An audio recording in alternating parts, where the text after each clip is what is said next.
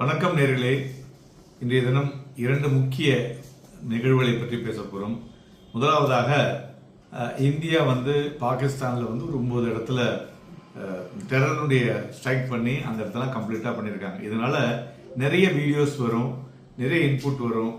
அது மாதிரி உங்களுக்கு என்ன சொல்வது, வாட்ஸ்அப் மூலியமாவோ இல்லை யூடியூப் மூலியமாவோ இல்லை ஜிமெயில் மூலியமாவோ மார்க்கெட்டில் ஒரு நெகட்டிவ் நியூஸஸ் மாதிரி பண்ணி தேவையில்லாமல் கிரியேட் பண்ணுவாங்க. அது மாதிரி உள்ளது எல்லாத்தையும் தயவு செஞ்சு அவாய்ட் பண்ணுங்க.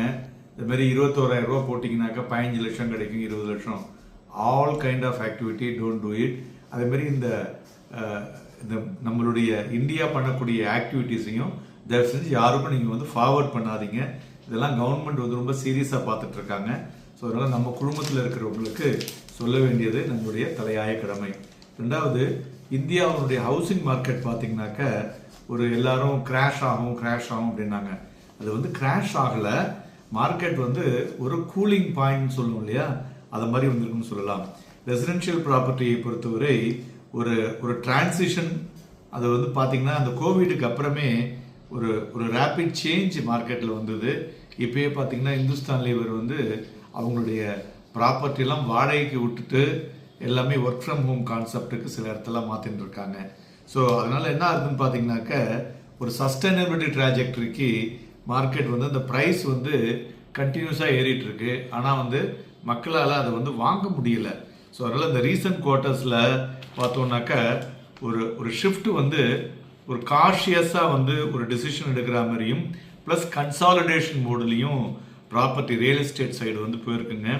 ஸோ மேலும் இதில் பார்த்தீங்கன்னாக்க சிட்டிஸ் லைக் பெங்களூர் அண்ட் ஹைதராபாத்லாம் பார்த்தீங்கன்னாக்க கிட்டத்தட்ட ஒரு 5% ஒரு குவார்டர்லி இன்க்ரீஸ் இந்த ஃபர்ஸ்ட் குவார்ட்டரில் பார்க்க முடிஞ்சது.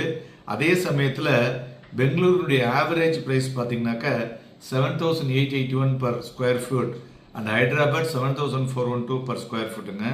ஸோ அதனால் இது பார்த்தீங்கன்னாக்க mature market such as Delhi, NCR including Pune, சென்னைலாம் பார்த்தீங்கன்னா ப்ரைஸ் ஸ்டெபிலிட்டியாக இருந்துட்டு இருக்கு. ஆனால் அங்கே ஒண்டி தான் இந்த ப்ரைஸ் ஃப்ளக்சுவேஷன்ஸ் ரொம்ப அதிகமாக இருக்கும். ஸோ அதனால் அதை மாதிரி சந்தைகளில் போகிறவங்க they have to be very careful to select. ஒரு பெட்டர் யூடிஎஸ் இருக்கணும் அப்படிங்கிற மாதிரி சொல்லுவாங்க. மேலும் அஹமதாபாத், கொல்கட்டாவும் பார்த்தோம்னா ஒரு moderate increase of 3.8% to 4%. So அதனால் இந்த ஃபர்ஸ்ட் குவார்ட்டரில் ஸோ மேக்ரோ டிரைவர்ஸ்னு பார்த்தோன்னா மோர் ஒரு டிஸ்கிரீனிங் பையர் பேஸ். ரெண்டாவது கண்டினியூட் இன்வெஸ்டர்ஸ் இன்ட்ரெஸ்ட் குறைந்திருப்பது. ஸோ மேலும் விஷயங்களுக்கு